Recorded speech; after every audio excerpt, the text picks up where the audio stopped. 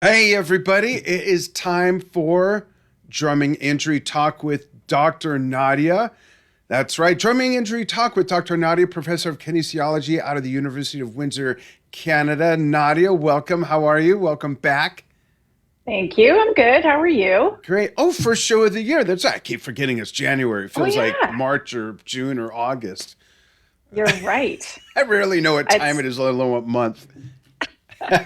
well, January's already flying by. I can't uh, believe it's like already almost the end. I know. I saw fireworks for sale already for no. Hey folks, and I'm Dan Shinder here in Globe, Arizona, 100 miles east of Phoenix. Let us know a few things. Let us know where you're watching from. Let us know if you have questions and any ailments or if you have avoided these things such as carpal tunnel, tendinitis, bursitis, arthritis, sciatica, any shoulder pain, neck pain, arch pain, anything like that from repetitive motion injuries from playing the drums. And this is brought to you by the MetaFlex Therapy Glove. These, I started to tell Dr. Nadia this before we went live, and I said, oh, I should just save it for the show. So these, if you're a drummer who likes to play in gloves, and I typically don't, but these are great. They feel great, but these are compression. They help with circulation, and they've been known to improve ailment, if you could improve an ailment, help get rid of ailments, if I could say. There's tension that builds resistance. And I used these for, oh gosh, it's been almost a year now because I had trigger finger, coincidentally, in both my ring fingers. And that has completely gone away. But what I started to tell Dr. Nadia was my hands were starting to hurt again for a little while, but they actually feel better from the gloves. And I'm surprised, I presume that's what it's, and I'm surprised they have not been hurting lately because it's been cold where I am. Everyone thinks, Nadia, that Arizona's a hot, barren desert. We're at almost 4,000 feet. It snowed recently. It's been like, I had to leave at 6 in the morning the other morning to go down to Phoenix, and I'm out there at 5, starting the truck, de-icing. It was 24 degrees. And Mm. I broke my wrist in half years and years and years ago, about 40 years ago, more than that actually. And it doesn't hurt whatsoever. So I'm feeling pretty good right now, and I've been playing. So folks, chime in, tell us where you're watching from. Let us know if you have questions about anything, joints, tendons, anything you're not sure what's going on. Does not include an earache from listening to your lead singer's ego, does not include a bump on the head with a rolling pin from your significant other, which strangely enough, I tend to acquire quite frequently, right, Nadia? Nadia knows this. She's been here. She's witnessed. Nadia, what's new while we're waiting for people to chime in? I'll bring the show up live here so I can relay questions. While we're waiting for that, what's new in the world of kinesiology and what's new in your world? I know you're technically on sabbatical right now and you got to deal with me while you're on sabbatical. I hope that's not too much of an inconvenience. We appreciate you taking the time. No, it's all fun. What is new in our world? Well, we just submitted a paper for publication. So Oh, it's going out for review. great. But it's the paper with the results from the study we did looking at muscle activation patterns when Oh, drummers are wow. doing cymbal crashes. So that's kind of I fun. remember when you were working on that. Yeah. Yeah. So that got out. We just submitted it. I think we submitted it before Christmas. No, it might have been right after Christmas. I can't remember. It wasn't that long ago. And so hopefully, we'll hear back with some positive results on that in a couple weeks. We'll see, but that's good. So tell us a little Um, about that. I kind of have some questions too. You said it was a study related to injuries, possibly or not, caused by impact with motion on crash cymbals. Is that what it was? Not this one wasn't injury related. This was Okay. more of a performance Oh, side of things. okay. So, and not performance as in musical performance, performance as in like physical performance, like sport performance. Yeah. Actually, the inspiration for the study was a paper on MMA fighters who they had brought a couple into Slab up in Waterloo, Ontario, and they monitored their muscle activation patterns while they were doing their kicking and punching. And they saw this particular shape of muscle activation that they figured had to do with initiating movement and then stiffening again on contact to give like a forceful transfer, or to transfer as much force of the punch or kick to the target as they could. And so I was kind of thinking about it when I read this paper. I'm like, well, drummers do forceful, like Impact. ballistic movements like that when they crash, right? It's a high velocity, high force movement.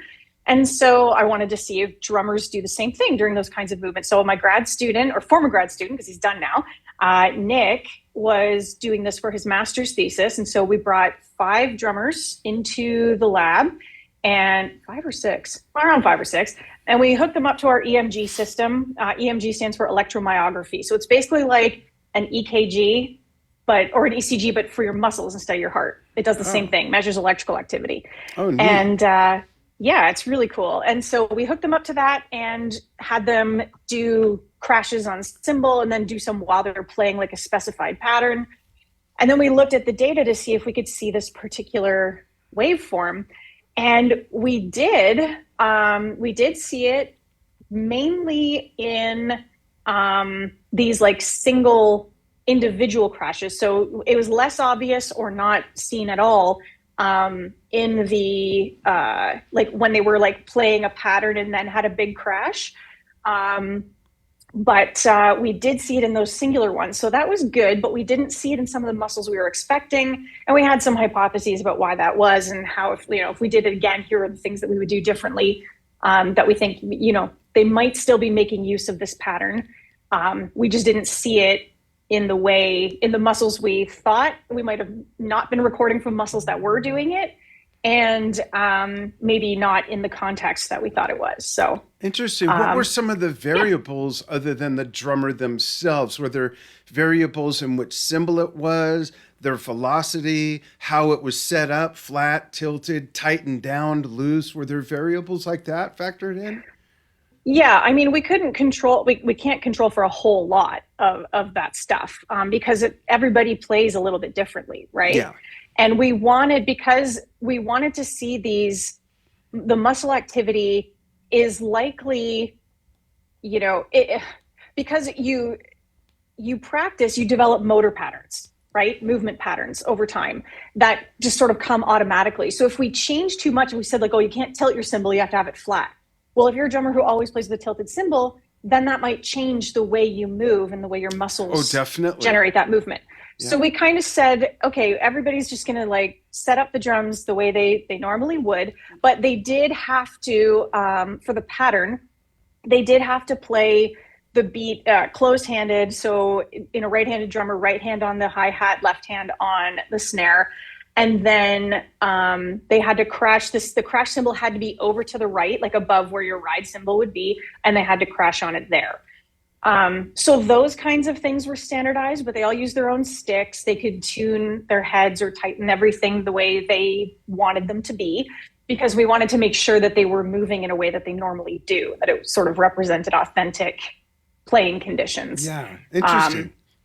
Yeah, so those were so there were a lot of variables that could have influenced the way this did or didn't turn out. But we think one of the biggest things is that we assumed they would move a certain way to make the crash, and it looked like they did it a slightly different way than we thought. And so different muscles were maybe being used that we didn't target with our EMG system, because we weren't really expecting them to use them to the extent that we think they may have. Oh, wow. So if we were to do it again, we would take the electrodes off some muscles and then put them on these other ones so we can try to capture it better. That's crazy, because you would think, I mean, I know everyone's anatomy is slightly, well, their physiology is different. The anatomy hopefully is similar, but were there variables between those muscles that were or were not being used, or was it consistently like, whoa, none of these were used the way we thought they were all like this across the 5 or 6 drummers? Yeah, more or less. I mean, so we measured, it was mostly, we only did the right hand, so the dominant hand, the crashing arm, and we monitored the muscles that extend your wrist and flex your wrist, the muscle that extends your elbow, the muscle that extends, two of the muscles that extend your shoulder, and then your abs and your back. Oh. And we kind of weren't really expecting to see this pattern in the wrist muscles. Other EMG studies of drumming have monitored those muscles. We kind of threw them on there in case we could make comparisons in different ways. We weren't really expecting to see it out of there, and we didn't really see it there. So that wasn't much of a surprise. But what was surprising is we didn't see this pattern in the abs and the back, the core muscles, the way we thought we would, because those muscles show this pattern in those MMA fighters. And I'm not sure if the core muscles did in golfers and baseball players, but definitely the shoulder muscles did in those sports. But so we were kind of expecting to see more of this in the core, and we didn't. So yeah, that was a bit of a surprise for us, because we thought they would use the core to stabilize so that they could get a faster motion and a more forceful motion at the hands. And it didn't seem to be used that way, maybe because they were seated, and in these other sports they were standing. And so they needed to rely on the core. Not that you don't rely on the core in drumming, but in this particular context, they maybe didn't need it as much, or didn't have to use this particular pattern for this action. Interesting. And no lefties, no left-handed drummers? Not for this one. I've only actually come across one in my lab-based studies so far. But even that one, they played with a right-handed configuration, probably because that's how they were taught. What's with lefty drummers anyways? Is that some sort of joke? Like, if you're lefty, you don't play piano like this. You still play piano like this. So why do lefties set up backwards? But then again, now that I think of it, if we play piano like this, why do righties like me play like this? Why don't we all play open-handed, now that I think of that? Yeah, open-handed would make a lot more sense. Yeah. To play that way, but that's just not how it's set up for whatever reason. There's some great open-handed players, though, that do set up that way. Ray Luzier, for one, is, if I remember right, he's left-handed but plays right-handed but open-handed, if that makes any sense. The most popular open-handed player is probably Billy Cobham, and his set is set up that way so that relatively everything meets in the middle. But he has his hi-hat on the left side, but his main ride cymbal's right above his hi-hat, and he rides with his left hand. He rarely plays crossing over. It's an interesting setup. Yeah. And to watch him, it just looks like it makes so much sense. But for someone like me, now playing 53 years, it's like, I don't know if I want to relearn anything at this point in my life. But I have become it would take a lot to relearn that. I mean, that's a pretty heavily ingrained motor pattern. Yeah, it would. It could be done, but that would take a significant effort to do that. And over time, I've become much more ambidextrous. I'm naturally ambidextrous. I'm right-handed, but there's many things I only do with my left hand, like twist off a jar, deal cards, different things. For some reason, I only do left-handed. And I've become very ambidextrous, where you've seen on my big kit, I got my small toms, then there's a small crash, two small splashes. And, I'm able to get over there and do all kinds of stuff with zero effort, really. But to switch and keep time with the hi-hat and just rearrange all that in my brain is just too much work. I just want to play and have fun. I don't want to put on the costume. Let me just knock on your door and get the candy. You know what I mean? This is costume enough. But I do feel like the whole open-handed playing thing is another interesting question that's on my radar, because it does, to me, seem like it would be potentially a more, I hate the term ergonomic, like when you're referring to a product or a posture or something, but a more anatomically comfortable, or it just, because it's crossing over is really unnatural. I mean, like, you never stand like this, but you stand at rest with your arms by your side. So it makes sense to me that you would do that. It would promote better posture, more upright. You wouldn't be hunched over because you're trying to reach for this. You're just more upright. And so I really have some thoughts on, what can I do to maybe test some of this stuff, or things that might promote that, because I feel like it would work better from a like It makes physical. sense. Maybe I can connect you with a bunch of righties and a bunch of open-handed players, and you could come up with some study. But, just Mm, lastly on that note, and I see we got a comment I'll read from Joshua in Belgium. Um, I think it's funny that imagine if we were all open-handed, okay? Just for a moment, and you play drums. Imagine your husband plays drums, your brother-in-law plays drums. You know drums. So if we're open-handed, but if some killer groove came on and you said, Dory, listen to this groove. If you were miming it, you like there's so much more going. But what are you gonna? It's like what? That's kind of silly. It just doesn't have the same, because we're used to just laying into it that way. I don't know. yeah, yeah, yeah, and maybe there's something to that, with being able to be more forceful. But I don't know. I mean, you play your ride cymbal out that way, Yeah, so yeah. Why isn't the it still ride makes cymbal sense. over there, or why isn't the hi hat over here? Even if Yeah, your foot's over there with a cable, and I know some yeah. guys have X hats, but a lot of them keep them Hmm. closed. So why not? I might try that. Actually, Yeah, get a remote hi hat with another pedal. Cool. Let's yeah. go to Joshua. Let me know how Josh, that goes. yeah. Joshua says, "Hey, I got a birthday coming up in April, a big one. That's what I asked for.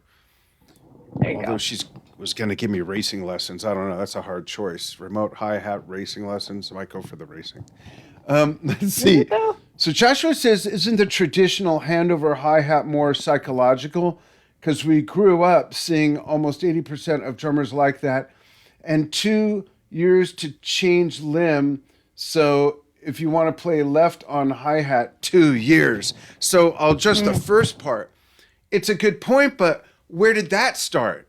It started mm, somewhere. The first drum sets, if we go back to the 20s to 30s, 20s and 30s is when the ragtime and the band Tuba Skinny, who we have featured, the washboard player, having a brain fart, and he's a friend of mine whose name escapes me, but at some point, a snare player said, I'm going to take that bass drum and I'm going to put it here and kick it. Okay, then I made a pedal. Now we come up with the low boy, which preceded the hi hat. The low boy were cymbals about that high off the ground, and you didn't hit it. mhm, You did it with your foot, and slowly the drum set evolved. So where this part came from, I don't know. Maybe because mhm. the low boy started on that side because that's where the available foot was. So when they raised it, the snare was already used to doing that for a righty. Maybe that's Yeah, where it came from. But yeah, that two maybe. year thing, I'm at the age where I don't know if I want to take 2 years to learn anything new from scratch. And I don't think that'd be exactly from scratch, but unless it was martial arts or yoga, then I'm in. But, Yeah. I'm turning 60. I don't want to learn from scratch something completely new. Now, I can't think of anything right now. So on the drums, Hmm. like you said, Nadia, it's just so ingrained in me that most of the stuff I play, I've been playing so long. Now, I'm not saying, folks, that I play it well or perfectly when I say what I'm going to say, but most of the time I don't have to think about it. It's just so automatic. I know the music so well. It's all like the epitome of muscle memory. I can Hmm. dictate to my wife through a microphone a shopping list while I'm playing Close to the Edge by Yes. It's like that automatic. So to then say, well, yeah, but now do it open handed with your, no, I don't think I could do that. And I don't want to take two Yeah. years to be able to do that. So good point, Josh. Yeah. I mean, I don't know if it would take 2 years, but it would definitely take a long time. I know I've You're seen right. It'd probably there's take me this. 3. Yeah, maybe. Some people might do it sooner, some might not. But there's this video on YouTube somewhere where an engineer took, like, okay, you ride a bike, right? And you turn your handlebars, like, if you need to turn right, then your right hand comes towards you, and if you're turning left, your left hand. Well, they switched it so that it was the opposite. Like a And forklift then with back wheels that move. It's kind of like the right, opposite. and then tried to like relearn how to ride a bike, but now if you need to turn right, you You go actually that way. push your right hand forward instead of pulling it towards you. And I think it took him like 8 months to be able to ride the bike without Wow. falling That, off, or yeah. like Just thinking because it about was it totally because different. you're pointing that way to turn left. If you push your right, you're not pointing that way, you're pointing that way. At least in the brain, because the wheel, so that's bizarre. I'd love to hear from some drummers who are either right-handed or left-handed that switched to open and to know what that trajectory was for their learning. I know that Tom Famularo, because of the influence by Billy Cobham, did go open-handed as well, and he's brilliant at it too. Like I said, Ray Luzier is brilliant. Lenny White of Return to Forever, and who played with Doesn't Miles Carter Davis. Beauford? Yeah, he's a he lefty play that plays too? open. Yeah, just like Lenny. Yeah, absolutely. Yeah, and he's outstanding too. Yeah, I'm trying to think of who else. Off the top of my head, I'm not sure. Yeah. There aren't too many. Yeah. Who else has questions? Come on, you guys and girls have got to have some sort of hand or other limb funk going on from playing the drums, especially if your setup is just too weird and far away, or you play too hard, maybe. You don't take care of yourself, maybe, not calling anyone out.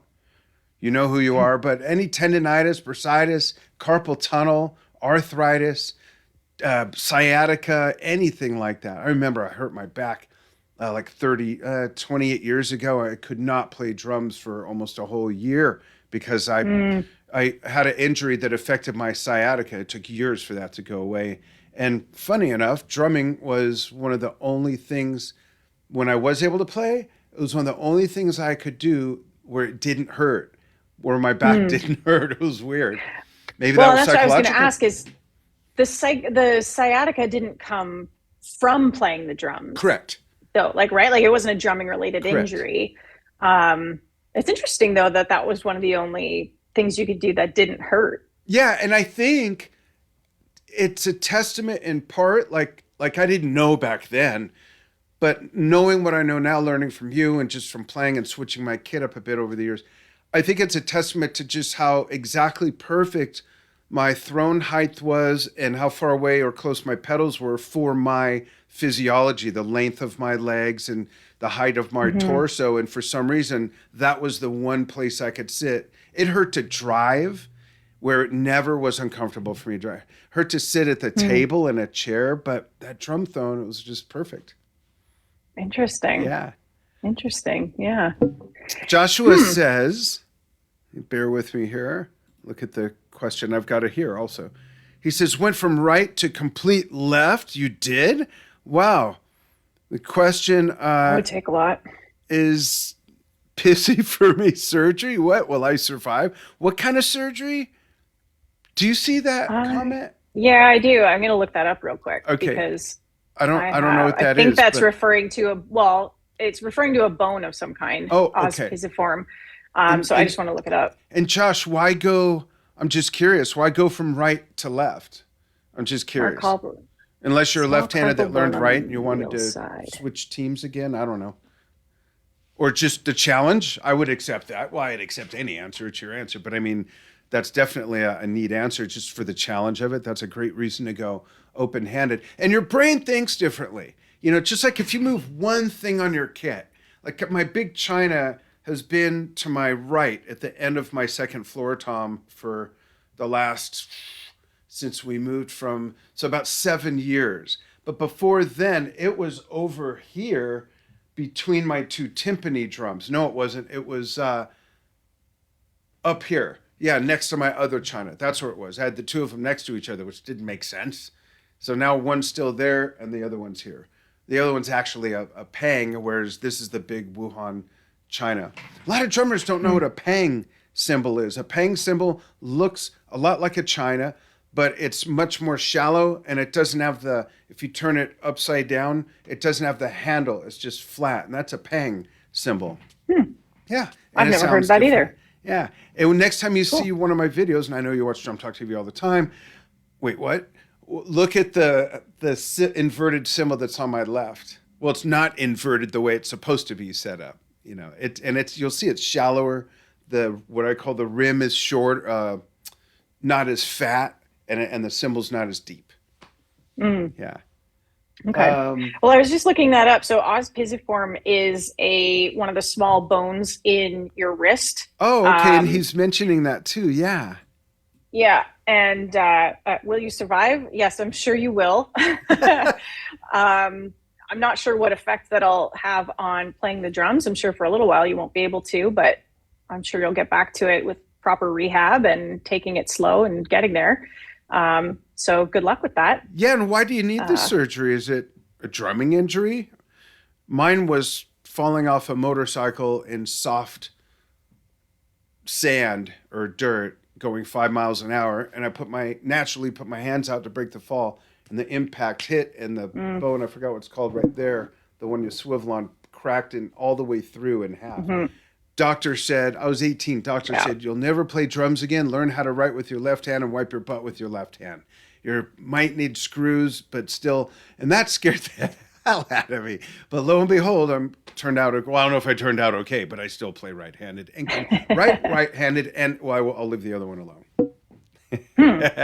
Yeah. Who else has questions, comments? You've got to have something, even if you're seeing this on the archive, let us know. But if you're watching us live, I would love for you to chime in, tell us where you're watching from. And if you have questions for Dr. Nadia, this is a great opportunity. Oh, he says it's a birth defect. Yeah. I'm sure years of playing wrong grips added. Interesting. Potentially. Yeah. And I saw that he went left-handed because of Fife Ewing Jr. and Mike Mangini in his books. Yeah, Mike is right-handed, and he plays. He's actually one of the ones who has two sets of hi-hats. So he has the one on the right and on the left with the hydraulic. But he sets up his kit in a really unique way as well, where it's all sort of symmetrical, and it's not. I mean, he has a snare in front of him. But then I think he's got another smaller one out front, but then his toms are sort of spread. So as he does, he's not going off to one side. Yeah. It sort of like opens out. Yeah. Yeah. That's interesting. So, and Terry Bozzio, of course. And one of my favorite Bill Bruford videos is at a clinic, and he's playing a kit that's one bass drum, snare. I don't think there was a tom in front of him. The hi-hat is where the one hang tom would be. In my days, we called it a hang tom, not a rack tom. So the hi-hat was dead center in the middle in front of him, and then he had the two sets of toms on the side, which was weird. But every tour for every album Bill Bruford ever did, from King Crimson forward, every kit was different.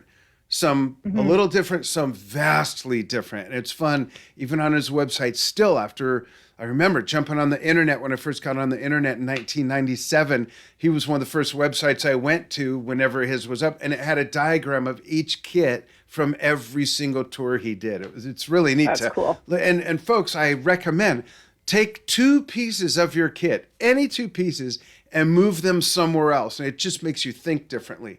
And let your brain think differently in two ways. Playing music you already know and just improvising. And you will think differently. And it's a great exercise. Because I think sometimes our brain falls into the pattern of knowing where I'm very visual. So when I hear something I want to emulate, I'm seeing in my head like a bouncing ball, like what's being hit. But you move something and now it's different. And you got to think. And it's fun. It's a fun thing to do. Got to remember where it is. Yeah, exactly. Cool. Yeah. He says, that's the first one. Never mind. I almost read the first comment again. So for those who don't know, Nadia, what are some simple things drummers can do to avoid being injured or stop being injured if they're already doing something wrong that causes them to be injured? Because sometimes the repetitive motion injury isn't necessarily out of simply repeating. It's out of setup and some other things, not preparing. Yeah. So I think, there are lots of different things, and there's not one ultimate solution, like where it's like, oh, your hi-hat should be here. Right. It does have to feel comfortable. But it also, you want to keep the stuff that you use most often within your reach envelope, which is basically where you can reach it without having to overextend. When we do workplace assessments for upper limb postures, we look at something like the elbow angle. We want you somewhere between 60 and 100 degrees is sort of like the neutral range for your elbow. So if you're having to stretch out like this to hit something, or you're like way up in here, those are not as good for your elbows. And they're also not as good for your muscles because they can't maximize the amount of force for minimum effort when they're too short or too stretched out. So it's not so much that like this should be here and that should be there, is that it should be comfortable, but there are some guidelines as to like, just because this is comfortable right now doesn't mean it will be in 2 years or 5 years or 10 years. Especially depending on how old you already are. Yeah. So comfort is not the only indicator, but you generally speaking want to keep the things you use most often within that reasonable reach envelope. And if you can reach it with your elbows, at 60 to 100 degrees extension, then that's kind of keeping it in that, good range. So that's one thing they can do, is look at that sort of thing. Another one is making sure you're warming up before you play, and not just, tapping on your knee or on a practice pad with your sticks, but an actual full body, like proper athletic warm up. And that sounds like, oh my gosh, what's that going to take? 5 minutes. Like we're not talking about like a half hour's worth of warm up here. You want to spend like, do a minute's worth of like jumping jacks, and then some basic dynamic stretches of like arm circles, wrist circles. You don't want to do the stretch and hold stuff. Save that for after you're done playing. But what you're trying to do is get your heart pumping, your breathing up, your body temperature's elevated, your joints lubricated, everything's ready to start doing the thing that you're about to do. And then once you've done those things, the jumping jacks or burpees or whatever you want to do, and then the dynamic stretching, then you can kind of move on to your practice pad or your practice kit or whatever, and get some of those patterns moving. So that I think it's, so I've never worked with Dave Ehrlich, but I've heard of people who have said that he has told them that you want to feel like you're, how you feel if you sit down to play and you're 3 songs in, that's how warm you want to be when you start that first song. Oh, that makes sense. So, yeah, you don't want to be going on cold is the point. So whether that's rehearsing or playing an actual, like at a performance, you do want to be warming up to prepare for that. And again, we're talking about like 5 minutes here, not, substantial amounts of time. Jump rope, right? Yeah. Even running in absolutely. place. Running in place, jump rope, jumping jacks. Hula hoop. That might not be vigorous enough to get you going. Oh, that makes sense. But yeah.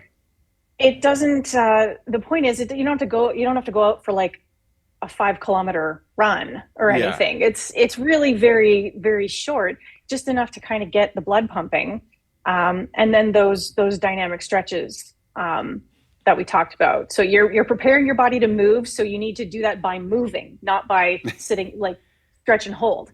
That makes sense. Yeah. Yeah. Stretch and hold is for after, when you're already warmed up and you've had the circulation and everything. It's the more dynamic that you need to do ahead of time, because that's part of the warming process as well, right? Yeah, absolutely. You're moving stuff around. Through movement, the fluid in your joints, it helps kind of move that stuff around and gets things lubricated and moving. And it's just the movement all around is good. Stretch and hold is great for after, because you do want to cool down too. Mm-hmm. It's really important that you don't just, there's a reason why if you watch track and field, the sprinters don't just stop and lie down on the track after, or if they do, someone's always like, come on, get up, get up, get up. Yeah. Because that can actually, you can actually pass out from that. Wow. So you don't want to do that. So, you get off your kit, you just like walking around for a couple minutes, taking some deep breaths, you're kind of helping everything just sort of like come back down. And then the static stretching is really great for that too, doing some breathing during that. You're kind of calming the body, calming the mind, and like ending the practice or the performance with this sort of, physical practice, I guess you could say, like this cool down practice. And And so that's important too. Awesome. Great. No other questions at this time, folks. We'll give it a couple more minutes for you to chime in. Hey, group. What about hula hooping while someone's holding the hula hoop? How does that even work? You'd have to go around in circles real quick with your hip, I guess. I guess, yeah. Yeah, I've been thinking of maybe moving something around on my kit, but I'm just so set in my ways when it comes to that. Mm-hmm. And I mean, that's not necessarily a bad thing, because when you kind of know where everything is, it sort of makes it easier to, like, that's one less piece that you have to worry about when you're learning a new set of music or something like that. Yeah. So it's not really a bad thing to be set in your ways in terms of where your stuff is. The only problem is that if it turns out that where your pieces are, if it turns out that's not a good spot for your body, for your, it's called anthropometry, which is the sort of like the study of like dimensions of the body. Oh, wow. So if your drum set's not set up for your anthropometry, then you can start running into problems. So you might know where everything is, but if it turns out that like some of those pieces are not in the right spot for you, then that can cause problems. You're going to have to move it and then relearn where that piece is. Just the thought of that sounds like work. Yeah. Oh yeah, it would be, definitely. But it's better to put in that work and to keep playing than to not put that work in and have a problem that, could get to the point where you can't play anymore. Yeah. So exactly. That's it for questions. So we'll go, but feel free to ask questions on the archive if you haven't already. And Dr. Nadia will check this from time to time. So will I, and we'll be back next month with another show. And do we have that date worked out? That's a good question. I don't remember. know. I thought we did. My laptop's on top of my calendar that's easiest to get to. But if you don't have it handy, that's okay, folks. Watch for it. And you know what? I'm we'll looking posting quick. Promos for it. Yeah.